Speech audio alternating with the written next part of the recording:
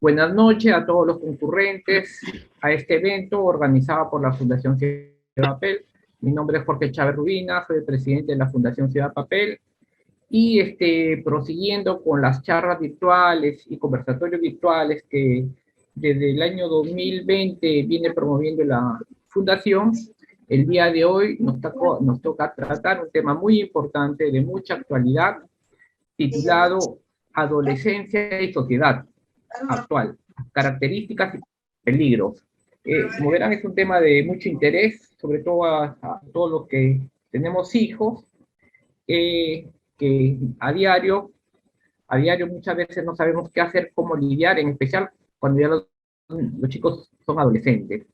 Esta ponencia estará a cargo del psicólogo licenciado Arturo García Zamora, quien es casado hace 32 años con Teresa Lazo, con quien tiene 8 hijos, brinda servicios de asesoría psicológica y orientación para el crecimiento y afrontamiento de conflictos en la relación, desarrollo personal y manejo de dificultades emocionales, tanto en pareja, familia e individual. El licenciado Arturo García, desde el año 2015, es secretario ejecutivo de la Comisión Episcopal de Comunicación de la Conferencia Episcopal Peruana. Es también diseñador gráfico y gerente de la empresa Dactilius, dedicada al diseño, diagramación, edición e impresión de material publicitario. Miembro del Camino Neocatecumenal y catequista de jóvenes, adultos y matrimonios desde hace 40 años. Arturo, a la fecha, es autor de 2 libros, uno de ellos titulado Déjame oír tu voz, que son propuestas de las municiones a los cantos del Camino Neocatecumenal, publicado en febrero de 2021. Tiene otra obra titulada Logos, Comunicación, Ser en Sociedad, una reflexión sobre aspectos de la sociedad y nuestro rol en medio de ella, publicado en enero de 2022. En el último año ha publicado también en su fanpage, psicólogo Arturo García, más de 20 artículos de interés general en el marco de la psicología.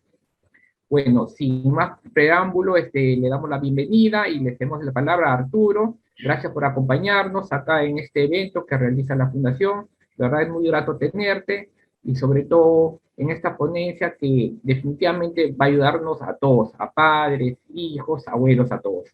Así que Arturo, tienes la palabra. Muchas gracias, Jorge. Mucho gusto también, muy agradecido a la Fundación por la deferencia en pensar en mi persona para poder participar en estos encuentros que ya son bastante conocidos desde la obra que realiza la Fundación Ciudad de Papel. Bien, si me permiten, quisiera compartir pantalla para presentar, así seguimos con la vista.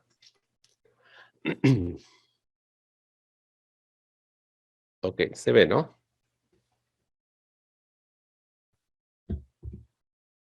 Sí. Muy bien. Bien, voy a dividir mi exposición en 3 partes, ¿ya? Como se ha dicho, se ha presentado características de la adolescencia, características de la sociedad y educar a los niños en los valores. Solo voy a hacer un breve esbozo, muy sintético, de estos grandes temas. Haremos juntos una mirada panorámica y rápida también de algunos aspectos nada más, quizá los más importantes o los más saltantes de la sociedad y de lo que rodea a los jóvenes de hoy. Y además pueda servir, ¿no?, de base para que luego desde cada realidad particular ustedes disciernan lo más adecuado en lo referente a la educación y formación de sus niños.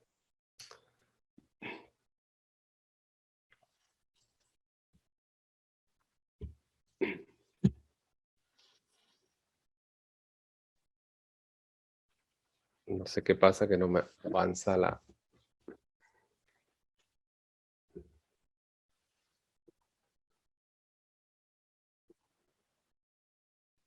Ok, ahora sí. Bien, empezamos entonces. Características de la adolescencia. Voy a empezar brevemente con unos pequeños datos, ¿ya? Son datos preliminares, ¿no?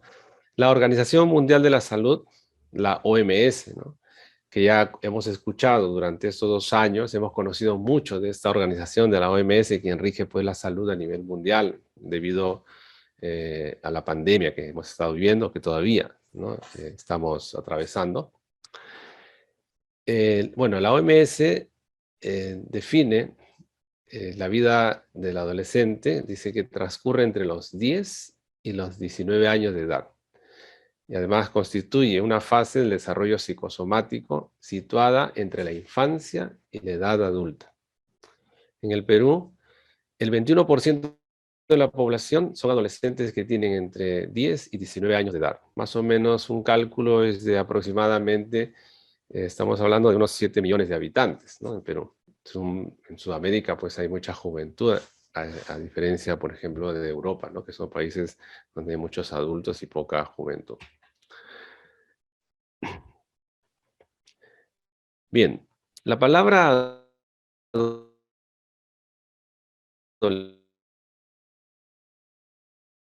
hacerse fuerte, crecer. Pasamos a ver las características. La adolescencia es un tiempo particular y también es un tiempo muy importante, innato a la naturaleza del hombre. Es un tiempo difícil y también necesario, sin el cual la persona pues no podría desarrollarse como tal, no podría crecer psíquicamente ni emocionalmente. En la adolescencia se alcanza la plenitud del impulso sexual, es decir, la maduración genital y por ende el deseo sexual y la capacidad de las prácticas sexuales. Se afianzan los intereses vocacionales para un posterior proyecto de vida. Y también van descubriendo los jóvenes a esta edad sus capacidades en diversas materias. Se desarrolla una identidad autónoma, empiezan en la búsqueda del yo, a buscarse a sí mismos, ¿no?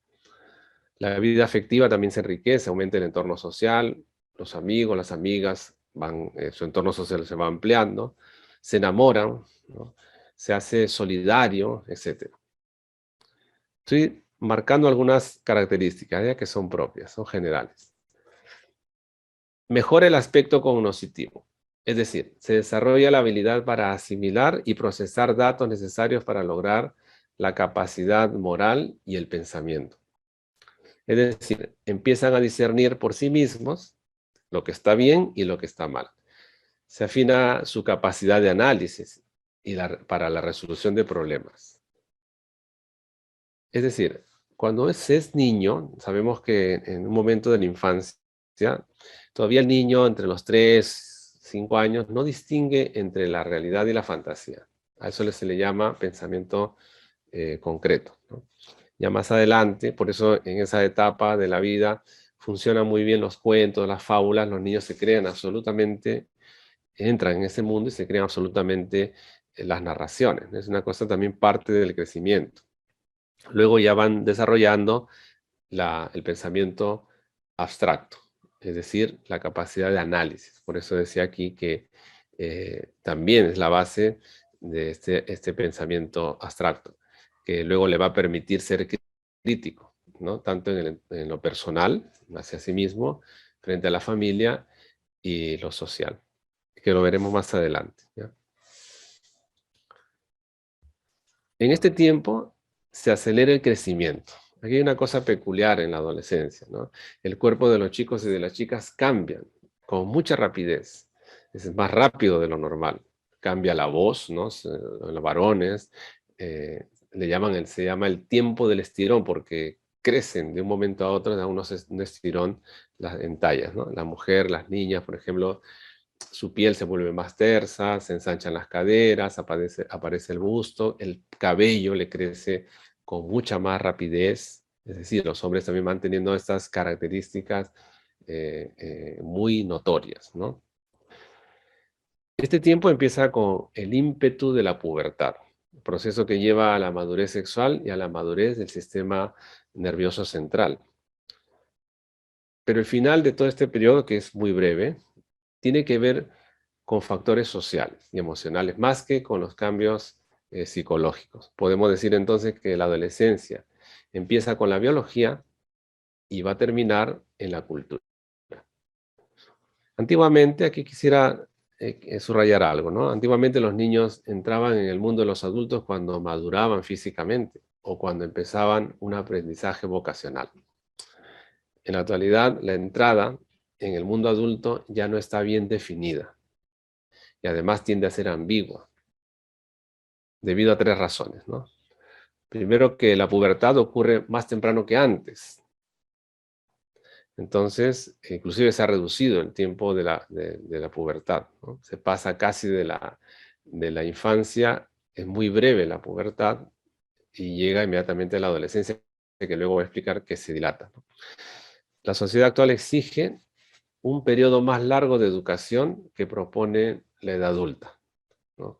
Es decir, los chicos van del colegio, salen a la universidad, inmediatamente terminan la universidad y están obligados a hacer, por ejemplo, maestría o hacer diplomados, hacer cursos de posgrado. ¿Por qué? Porque ya los trabajos exigen que el CV sea un poco más grueso, que tengan experiencia académica y tal.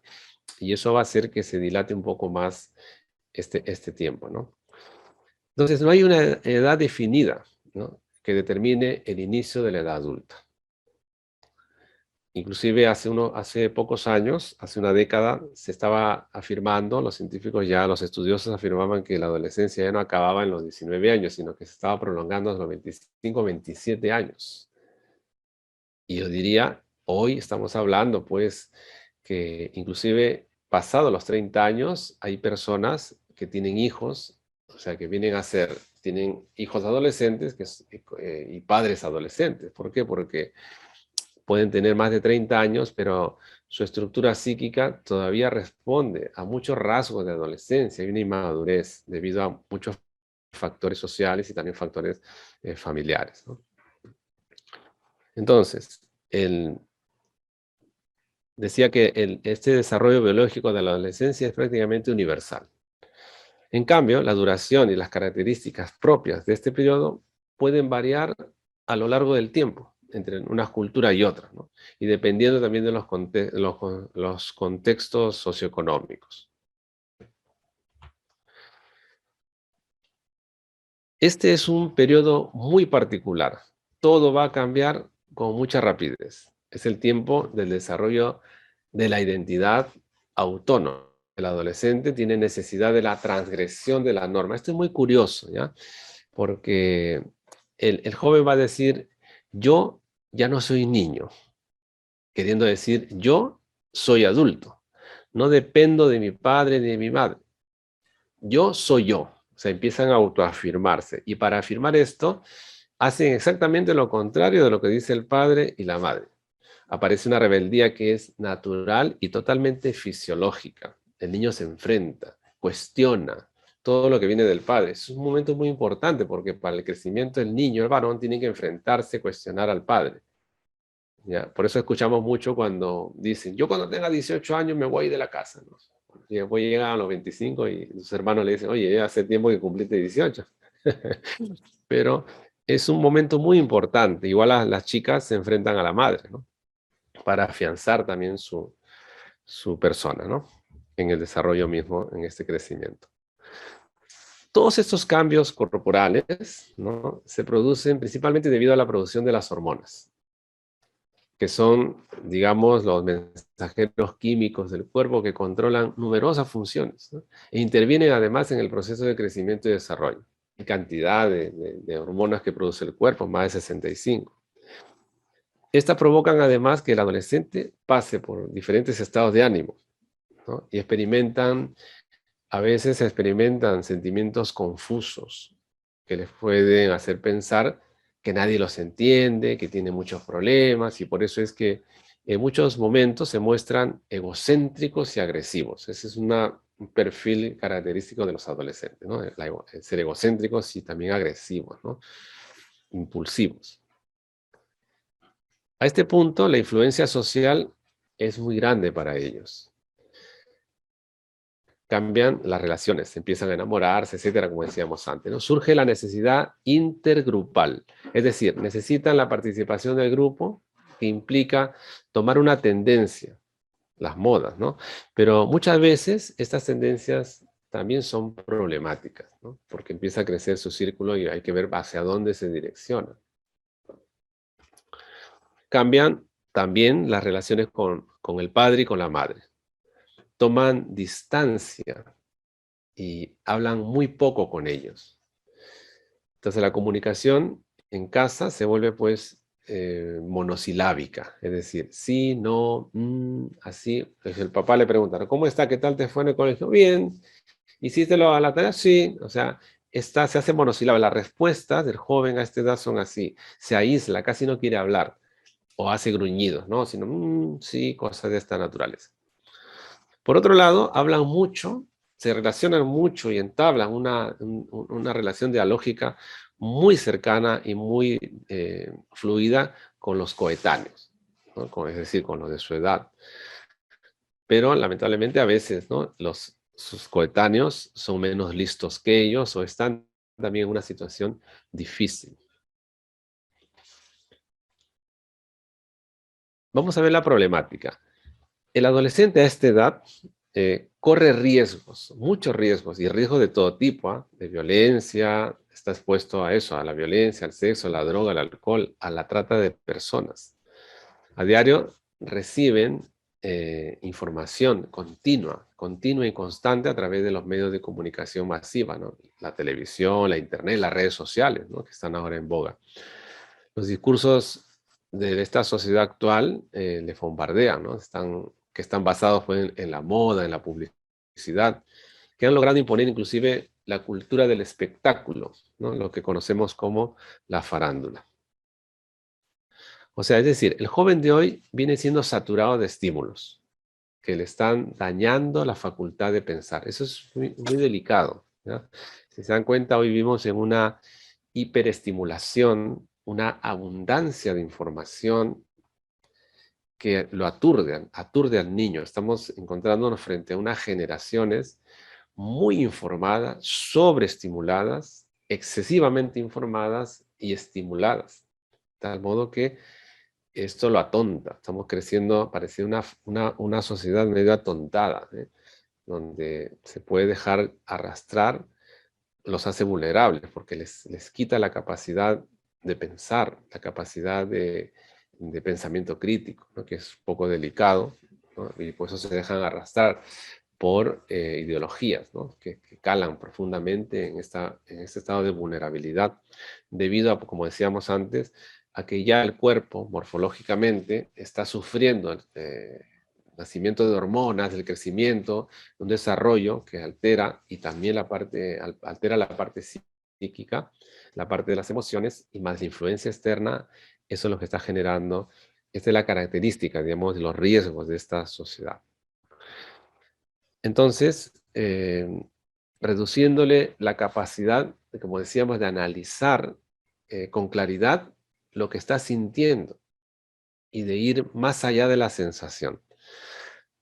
Por eso el joven se vuelve impaciente y le cuesta cada vez más esperar por algo. Todo tiene que darse al instante.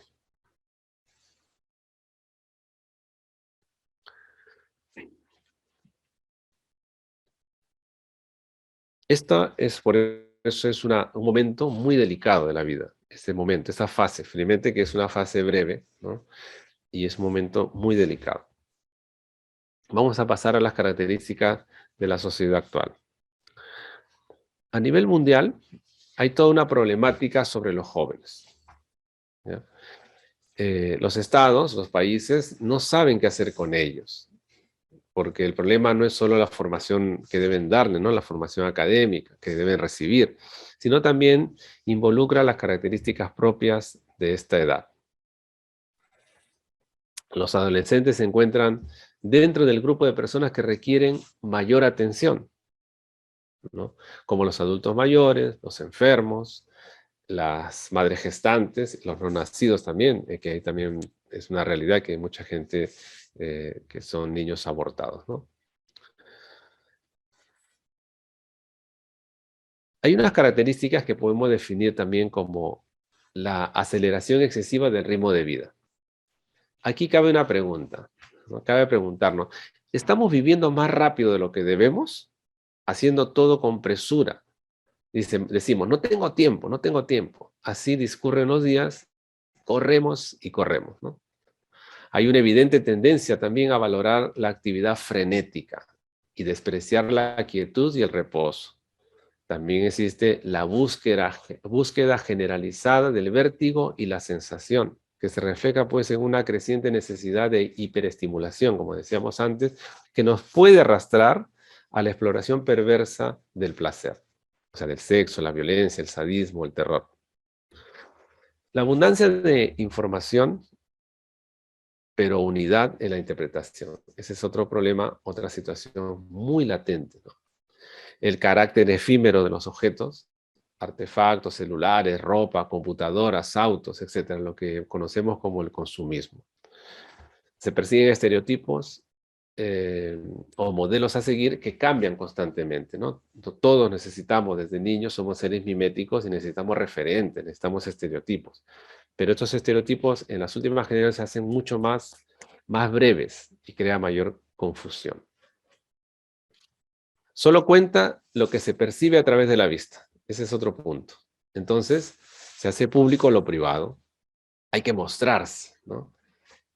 Porque predomina la imagen sobre la idea. Lo que importa es ostentar el éxito, el poder, la belleza, proyectar el aspecto juvenil y la riqueza. Esto es muy interesante porque antiguamente en filosofía se preguntaba a uno, ¿quién soy yo? ¿No? ¿Quién soy yo? ¿No? Hoy esa pregunta parece que se ha esfumado, ¿no? Hoy el hombre de hoy se pregunta, ¿dónde estoy? Se preocupa, ¿dónde estoy? Estoy en el Twitter, estoy en el Facebook, estoy en el Instagram. O sea, ¿dónde está? ¿Y dónde estoy? En un no lugar. En un no lugar. Es interesante esto, ¿no? Entonces, ¿qué peligros existen?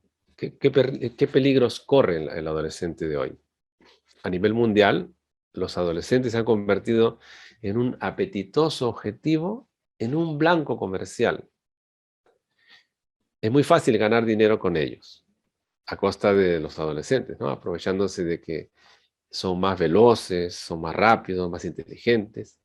Y como a esa edad no se tiene experiencia, les falta sabiduría, es fácil explotarlos. Es fácil utilizarlos en todo sentido, con la moda, con la ropa, los celulares, los accesorios, etc. Por ejemplo, la industria farmacéutica gana muchísimo dinero. ¿Y con qué? Con los preservativos, las píldoras, etc. Mientras que con más precocidad se inicia la actividad sexual en los jóvenes, más se gana. Esto en todo ámbito, ¿no? Todo esto es un aparato de producción bien organizado para hacer dinero. No hablemos también existe y se ha desarrollado más en tiempos de pandemia, pues el mercado de los juguetes sexuales, ¿no? Que es una distorsión, ¿no?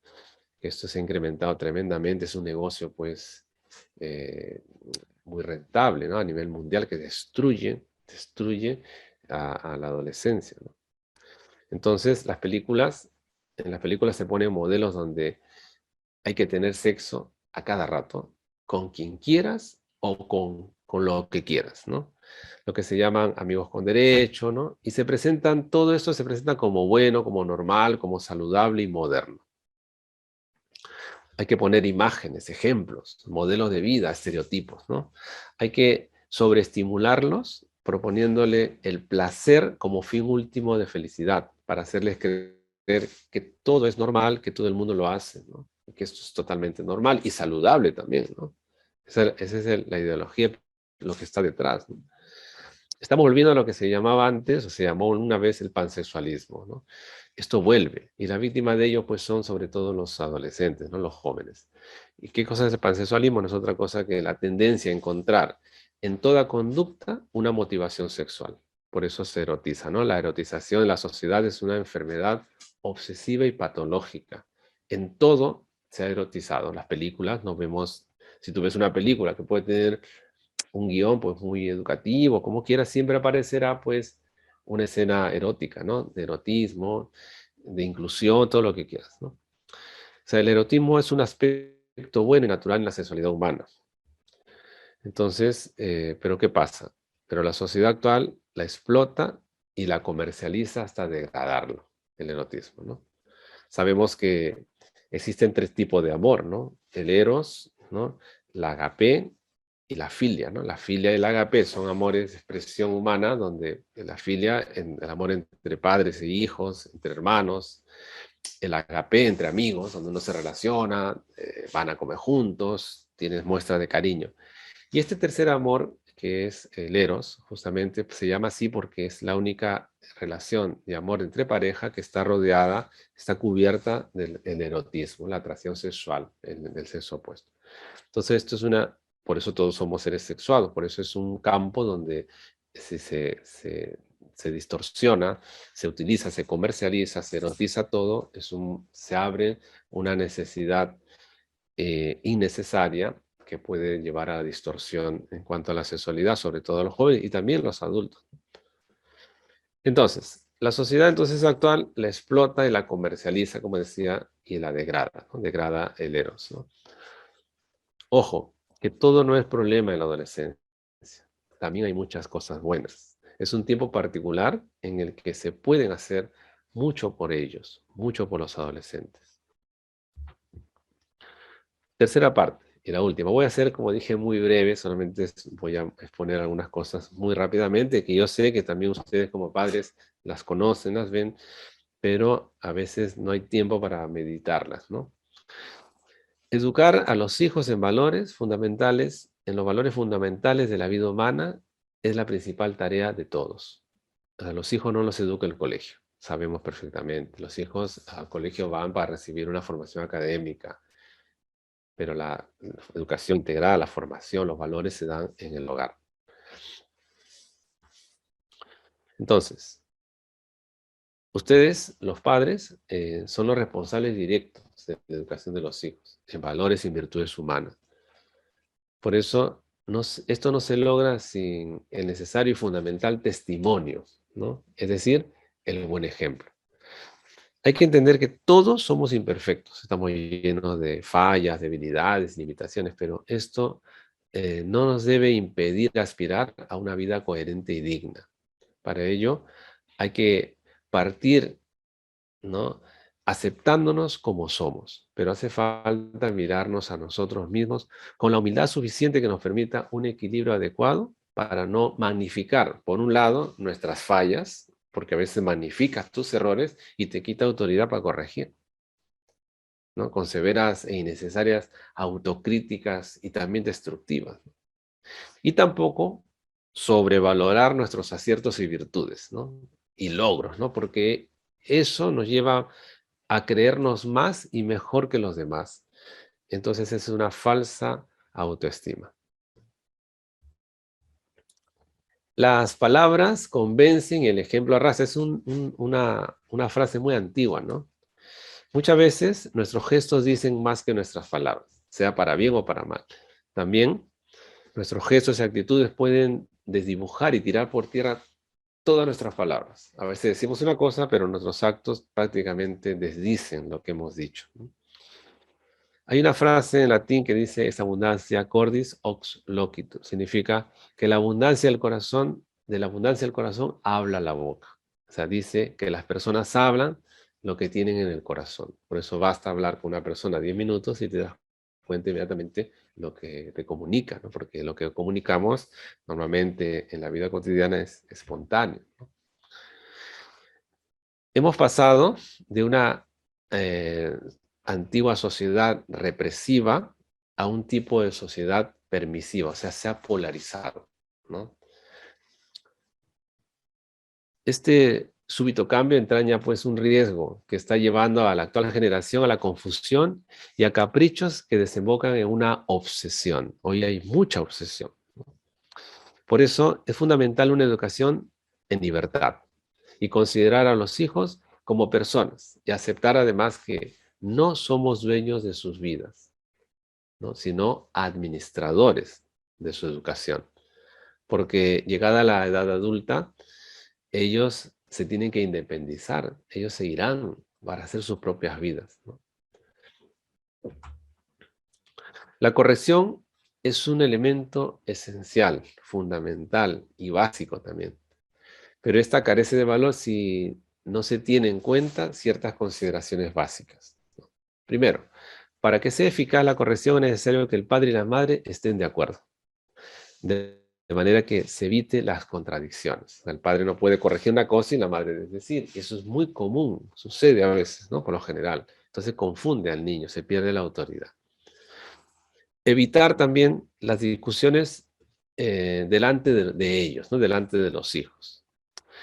En el caso que la madre no cuente con la presencia del padre en casa y viviera con otros familiares como abuelos, tíos, etcétera, debe quedar claro que es la madre quien asume la autoridad y maneja, y es también que maneja la autoridad y del problema que está sucediendo, del asunto mismo, ¿no? Sin intervención de terceros. Aquí es muy importante considerar esto, porque así se evita que el niño haga componendas con los abuelos u otros miembros de la familia que terminan desautorizando a la madre. Es decir, si la madre está sola, no tiene al padre, vive con los padres, con los abuelos, tiene que quedar claro, y ella tiene que quedar claro en la familia que ella asume la responsabilidad de corregir, no el resto, porque si no el niño es muy astuto, manipula y crea componendas con el resto y crea una confusión y se pierde. A veces los abuelos eh, asumen sin darse cuenta la paternidad o la maternidad y le restan autoridad a la madre. Y esto va a crear luego consecuencias fatales más adelante, ¿no? Con el niño. Es muy importante que desde temprana edad los niños aprendan también a reconocer la autoridad del padre y de la madre, a quienes se les debe respeto y obediencia. Esto se inculca desde pequeñitos, ¿no? Si a un niño, por ejemplo, tú lo has tratado, has dejado que vaya porque no has tenido tiempo, va creciendo, se hace rebelde, a los 10 años tú no le puedes enseñar ya que te respeten. Es muy difícil. Pero esto se aprende desde la infancia, desde la primera infancia. Luego, en la corrección es importante que los niños se sientan amados. Es más fácil amargarse que aguantar, ¿no es cierto? Es amenazar que persuadir, es mucho más fácil. También hay que ayudarles a canalizar este ímpetu natural de la adolescencia hacia objetivos que les sirvan para su vida futura. Es acompañar a los hijos. No satanizar ni descalificar la era digital a la cual pertenecen los adolescentes. Este es un punto muy importante, sobre todo en los padres que tienen más de 40 años o 50 años, ¿no? Que pareciera que la digitalización, esos son jóvenes que han nacido en la era digital. Por eso vemos que no se pueden separar de la Internet, es su hábitat, es un nuevo hábitat, ¿no? Y hay que respetar, ayudarles más bien. Y algunos se satanizan en la Internet y le asustan, ¿no? Se asustan cuando también la Internet, pues uno de los logros de la ciencia humana, ¿no? Que da mucha facilidad y acceso a la información, acceso a la investigación. Hay muchas cosas, hay cosas muy buenas en Internet. Solo hay que acercarse, aprender a manejarlo, no tenerle miedo y orientar a los hijos para que puedan hacer un buen uso de las redes sociales, un buen uso de la Internet y no descalificar, ¿no? Hay que usarla como una herramienta para el desarrollo y direccionándolas hacia objetivos claros y duraderos, ¿no?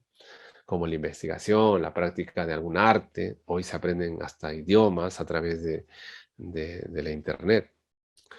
El adolescente necesita de una familia para su desarrollo. Pero muchas familias están heridas. Muchas familias están separadas por el divorcio, ¿no? El padre o la madre se ha ido y los hijos quedan a cargo de terceros. Esto va a influir tremendamente en el desarrollo de su personalidad. Les tomará tiempo en una separación, les va a tomar tiempo aceptar eso y adaptarse a esta nueva situación de vida, eso es verdad. Hay que tener paciencia y buen manejo. Es cierto que lo ideal es una familia estructurada, con padre, madre, hijos, pero la realidad de hoy es que estos paradigmas de familia constituida y sólida son cada vez más lejanos a la realidad actual. En mi experiencia de años con relación a mi trabajo y acompañamiento a muchas familias, he podido constatar que es cierto que una familia estructurada con buen grado de solidez garantiza mejores oportunidades de desarrollo en los niños. Pero he visto también jóvenes que están seriamente dañados, aún proveniendo de familias bien constituidas. Por otra parte, sé de jóvenes y adultos que, proveniendo de familias heridas, hoy son personas de bien, que han logrado un buen proyecto de vida y el éxito en su vida, ¿no? Han demostrado inclusive ser excelentes padres, excelentes esposos. Por eso, aquí habría que reflexionar, ¿no? Lo cual no podemos descalificar del todo la posibilidad de un correcto desarrollo de la personalidad de un niño o de una niña, eh, con la ausencia, pues, del padre o de la madre biológicos, ¿no?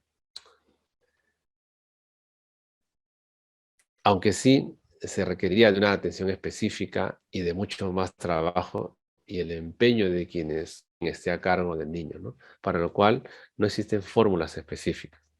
Hay que ver y analizar cada caso. Es decir, la familia, todos, ese es, digamos, el paradigma, ¿no?, de familia. Pero en las últimas décadas hemos visto que la sociedad de hoy está dañada, ¿no? La familia ha sido atacada, ha sido desarticulada. Ahí existen familias monoparentales, familias alargadas, muchas separaciones, niños que crecen solo con la mamá. Hay un porcentaje, hace poco estuve revisando unos documentos, sí hay un porcentaje también, el mayor porcentaje de madres que crían solas a sus hijos, y hay un pequeño porcentaje de varones que crían solos a sus hijos, ¿no? Y es complicado, esa es la realidad de nuestra sociedad. Hoy ya no hay familia, pero eso no debe descalificar en absoluto, totalmente, que un niño podamos encontrar mecanismos para que logre un desarrollo articulado, un desarrollo adecuado en su formación. Entonces, yo concluiría pues afirmando que para que un adolescente logre un óptimo desarrollo necesita, sin lugar a dudas, de una familia, de una comunidad, de su escuela, inclusive de su lugar de trabajo, si fuera el caso. Hay jóvenes, niños que trabajan, en donde pueda encontrar referentes sólidos que le permitan adquirir las competencias necesarias que le ayuden a enfrentar las presiones que experimentan durante este periodo transitorio de la infancia a la edad adulta. Entonces, es muy importante, ¿verdad?, que los padres, el vínculo que el niño va a generar con el padre o con la madre, sobre todo, a los primeros años de vida, que lo puedo explicar luego, es el mismo que va a proyectar en la sociedad en la edad adulta. Entonces, yo creo que esto es un resumen, ¿no?, de lo que está sucediendo, digamos, a nivel global, a nivel mundial, ¿no? Hasta ahí he querido hacer esta exposición, ¿no?, muy breve, con algunos alcances, ¿no? Entonces, yo sé que es una hora, es muy corta, dijeron que en una hora, yo creo que llevamos ya casi 40 minutos, y como es un conversatorio, he tenido que hacer este resumen, espero que les sirva, y a partir de aquí, si alguno desea hacer alguna pregunta, o podemos enfatizar en algún detalle que sea necesario. Bueno, Arturo, gracias por tu ponencia bien clara y justamente ahorita pasamos a la etapa de preguntas. Si alguien quiere hacer una pregunta, lo puede hacer por el chat o levantar ahí su mano para que Arturo pueda pueda más o menos responder la consulta. Acá tengo una pregunta en el chat, este, de Katia Kahneman, cuya pregunta dice, ¿cómo deberíamos nosotros como padres actuar ante estos cambios de rebeldía? Ya. Aquí es muy importante tener en cuenta, pues, decía, ¿no?, que el niño a esa edad, el adolescente, por naturaleza necesita de transgredir la norma, ¿no? Hacer lo contrario, es una forma de autoafirmarse, ¿no? Hay que diferenciar las rebeldías con los comportamientos, un poco difícil, ¿no? Los comportamientos propios de esta alteración que hay hormonal, esta alteración que hay por la influencia externa, ¿no? Entonces, yo creo que lo primero que hay que actuar, la base, es actuar con naturalidad. Primero recordar que todos hemos sido adolescentes, ¿no? Y a veces nos olvidamos, ¿no? Recordar cómo nos hemos comportado en momentos de... qué es lo que hemos sentido en aquella época y diferenciar los padres conocen, o la madre conoce mejor al niño porque conoce el entorno. Hay que diferenciar ahí si que es una rebeldía saludable o es una rebeldía que está expresando un reclamo. Muchas pacientes, muchas vienen a la consulta o llaman porque tienen problemas con el hijo, ¿no? Por ejemplo, dice, mi hijo está rebelde, mi hijo no obedece, está metido en la computadora todo el día, no me hace caso, y lo que sea, no cumple con las tareas. Quiero que usted lo vea, que no, tiene un problema mi hijo. Entonces le digo, un momentito, ¿no? Es verdad que existen psicólogos especialistas en niños, ¿no? Yo veo familia, vínculo, ¿no? Individual también, y adultos, ¿no? En la psicología clínica. Entonces, yo particularmente lo que sugiero es lo siguiente, ¿no? Cuando hay este caso donde pareciera que ya se pierde el control, es mejor hablar con los padres, porque ha resultado muchas veces que el comportamiento del niño, como decía antes, nosotros ejercemos una función arquetípica, le damos a los niños arquetipos, ¿no? Eso de una manera inconsciente. Si los padres están en una situación de pleito, de discordancia, una tensión en la familia, aunque no sea abierta, brutal, como también hay casos, ¿no? De agresión física y psicológica, no necesariamente así, pero hay un ambiente hostil, entonces el niño lo va a sentir ya desde el vientre. Entonces va a generar a él, como no tiene desarrollado el pensamiento abstracto, no se puede explicar lo que está sucediendo. Y este comportamiento, esta tensión, la va a absorber y la va a transmitir en el colegio o en la misma casa. Y se va a revelar, va a empezar a tener actitudes negativas. Entonces, ¿qué se hace? Se habla con los padres, se modera el problema y el niño se normaliza. Y no necesita llevarlo al psicólogo.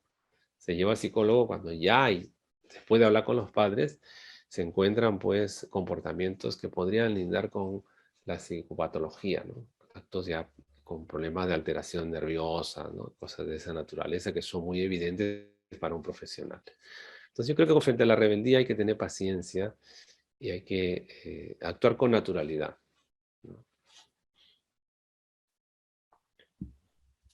Ya, acá tengo otra pregunta. ¿Cómo se puede hacer un poco para suplir en parte la ausencia del padre o la madre en la crianza de un niño, ya sea porque están separados, ya sea porque ha fallecido uno? Definitivamente el niño, el adolescente va a sentir esa ausencia y puede marcarle mucho en su desarrollo emocional. ¿De qué manera, cómo podría manejarse para aquellos padres que o bien el padre o bien la madre tienen a cargo la crianza del adolescente?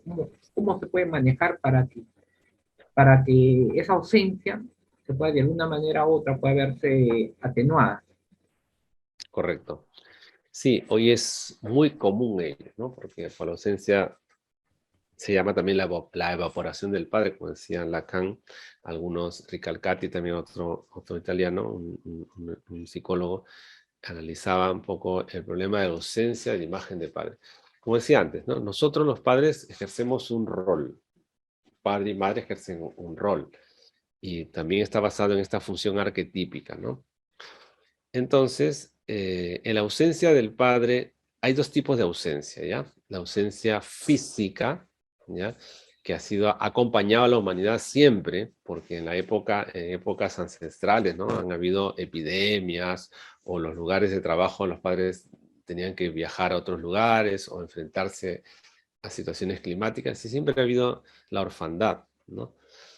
Pero hoy existe lo que se podría llamar absentismo, ¿ya? Presencial, ¿ya? ¿Qué quiere decir? Que está el padre, no ejerce el rol, que es distinto, ¿no? Que no está el padre porque murió, pero hoy vemos los padres que están, pero no están, porque hay un absentismo. ¿Qué significa? Como el absentismo laboral, ¿no? Que tú vas a trabajar, una persona, y no ejerce el trabajo que le corresponde, sino está haciendo otra actividad. Es lo mismo con los padres, ¿no? Entonces, ¿qué sucede? Que aquí hay que recuperar y formarse un poco en los roles. ¿Cuál es el rol de un padre? ¿Cuál es el rol de una madre? Y si no existiera el padre físico biológico, eso lo puede ejercer otra persona, un abuelo, un tío, un hermano mayor. sea, estos roles, porque somos seres miméticos, necesitamos de estos arquetipos. Entonces, es la única manera. O sea, no se puede descalificar a un niño que no tiene padres, como dije antes, ¿no?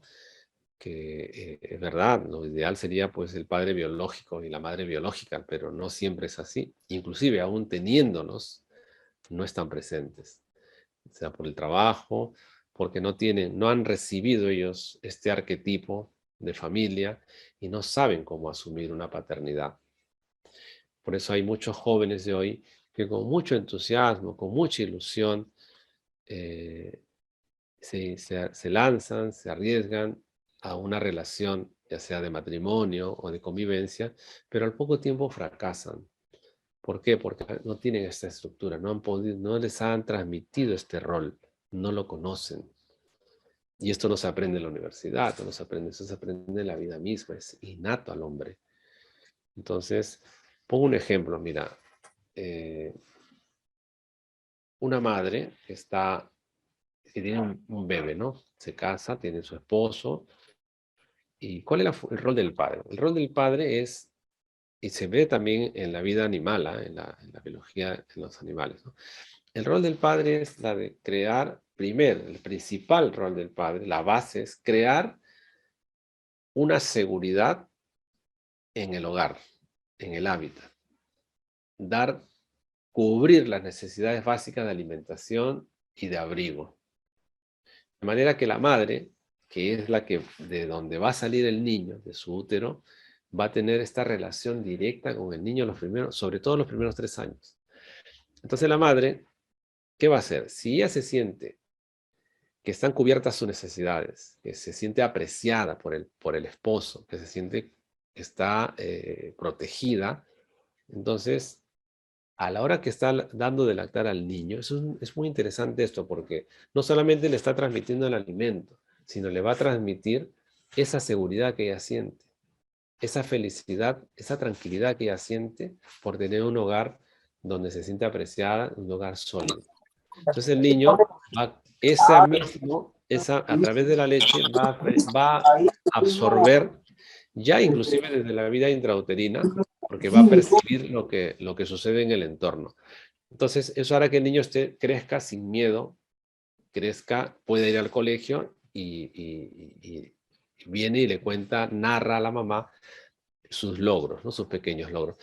Por eso, el primer vínculo, el más importante, es el que tiene el niño o la niña en los primeros 3 años de vida con la madre. Si vamos al otro lado, si una madre viene despreciada, viene poco valorada o no están cubiertas las necesidades básicas, va a tener una tensión, una preocupación, un desamor. Y esto mismo a través de la lactancia se lo va a transmitir al niño. Entonces vemos el niño que crece ya tenso, alterado, que no duerme, que llora, se irrita. Y cuando va al inicial, vemos todo ese espectáculo de niños que lloran en la puerta, que no quieren dejar a la mamá porque están asustados, o niños agresivos dentro de la... ¿Por qué? Porque están viviendo en un entorno hostil. Y ese mismo arquetipo lo van a transmitir luego en la sociedad. Entonces aquí es muy importante determinar cuáles son los roles, ¿no? Entonces, y se puede hacer, si es que la madre, por eso decía antes, ¿no? La madre vive con los abuelos o con el abuelo, pero tiene que quedar claro que ella es la autoridad, ella es la que corrige al niño, para que no hayan estas confusiones. Tiene que haber alguien, y si le delega al abuelo, el niño viendo al abuelo, que es una persona, le va a transmitir valores, le va a transmitir, porque somos seres gregarios, somos seres miméticos, que necesitamos del consenso del otro.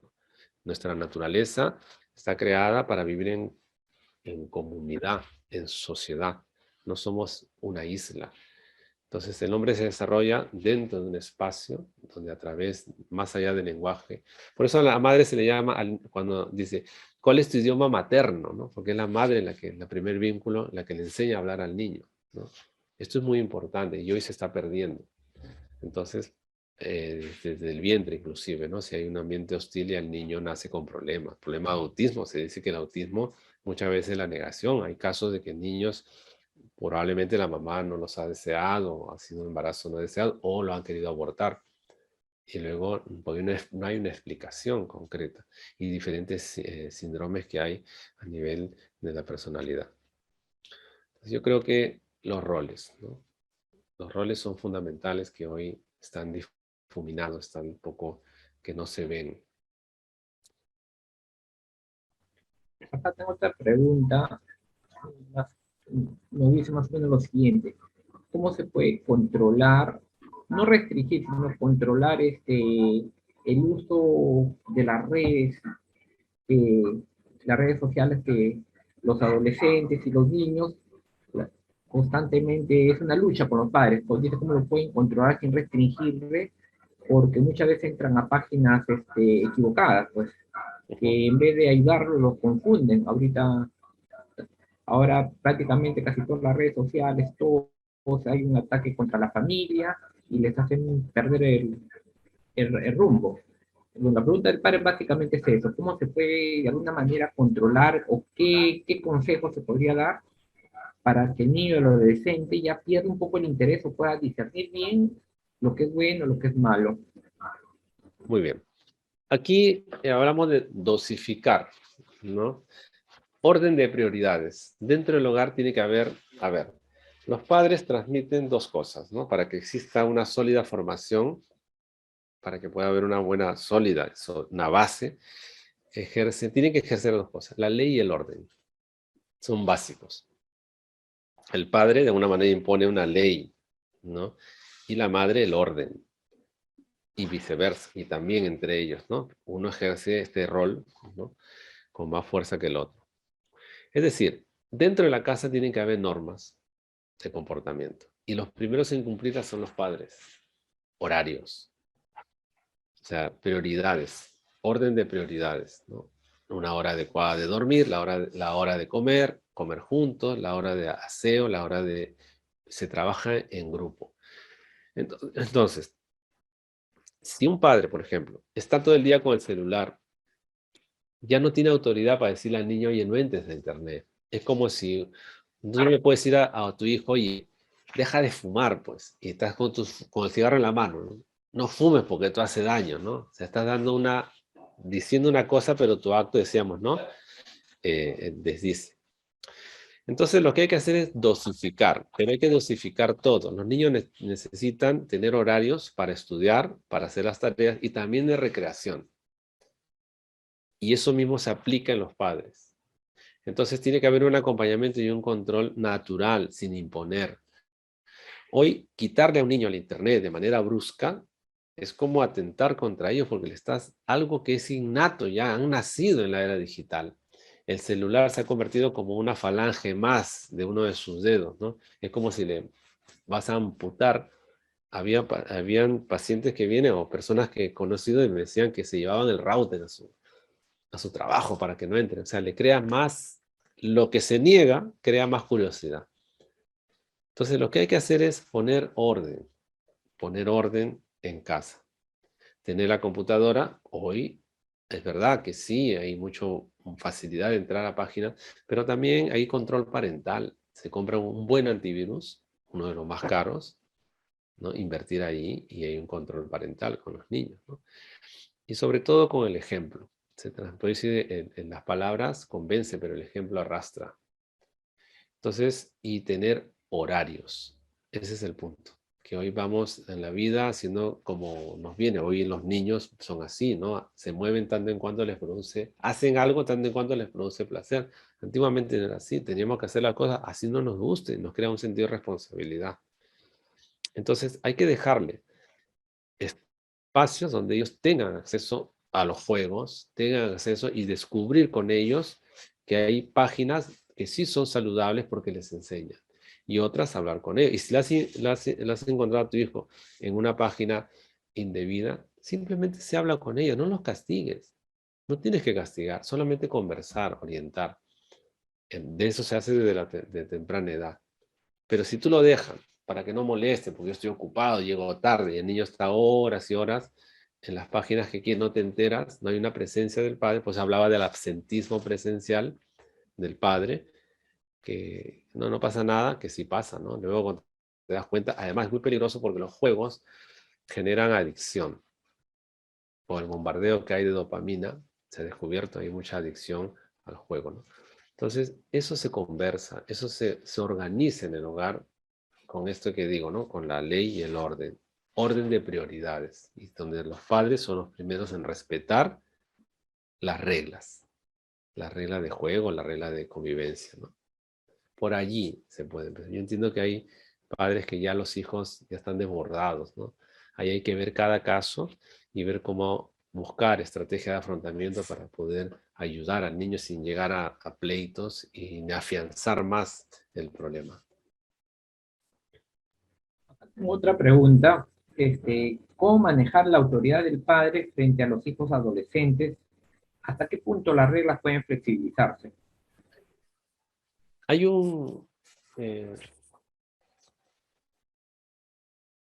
se llama un padre, San Juan Crisóstomo, un santo del siglo II, tercero, que tiene muchas catequesis sobre la familia, interesantes sobre el adolescente, ¿no? Y él tenía una clave, decía decía de otra manera, pero se entendía. Al niño, para educarlo, hay que apretar y hay que soltar. Hay que apretar y hay que soltar. Es decir, al niño no se le pueden imponer normas, leyes rotundas, como si fuésemos pues el ejército, ¿no? Un cuartel, donde el niño no se puede mover ni a la izquierda ni a la derecha. Los niños se tienen que portar mal. Los niños tienen que equivocarse, tienen que corretear, tienen que romper cosas, adornos. Eso no le vas a cortar una mano porque se rompió pues una vasija de vidrio o de cristal, ¿no? Todos hemos sido, necesita porque somos seres que necesitan, se les enseña, se les educa.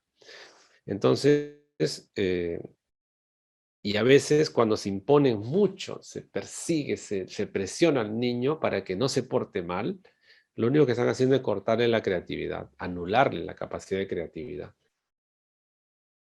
Entonces, y eso va a crear una rebeldía, una frustración. Entonces, la autoridad, hablando de autoridad, la autoridad no existe. A veces confundimos el autoritarismo con la autoridad. La base de una autoridad está en la autoridad moral. Si somos coherentes con nuestros actos, con nuestra vida misma, tenemos una moral alta y tenemos autoridad moral, lo que digamos, el otro, tus hijos, te van a seguir y te van a creer. Y ese es uno de los grandes factores que hoy está fallando, porque no analizamos hacia adentro, sino hacia afuera, y queremos, inclusive hasta muchos colegios, ¿no? Se confunde el autoritarismo, ¿no? La autoridad. Entonces se castiga al niño, se le baja puntos porque se portó mal, que tiene que ver la parte cognitiva, cognitiva con el comportamiento, ¿no? Entonces no digo que sea en todos los colegios, pero existe esto, ¿no? Yo lo he vivido cuando he dado clases, ¿no? En algunos colegios. Pero bueno, yo creo que la autoridad se maneja pues desde esta ecuanimidad, ser conscientes, primero que todos nos equivocamos, ¿no?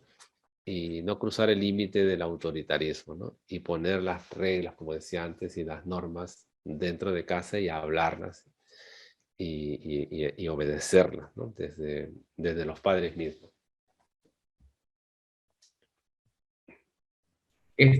Bueno, creo que ya no hay, pero ya nos ganó la hora, ya nos ganó la hora. Una vez más, agradecer al ponente, al licenciado Arturo García, una estupenda charla que, bueno, nos sirve a todos para ponerlo en práctica y que bueno, nos ayuda y es tarea de todos los padres, día a día, día a día. Bueno, Arturo, gracias por tu colaboración en este evento. Gracias también a todos los invitados, a todos los asistentes. Ya pronto estaremos anunciándoles un nuevo evento, otro tema importante. Y hasta la próxima. Con todos, que les vaya bien. Buenas noches y gracias por su asistencia y participación. Muchas gracias.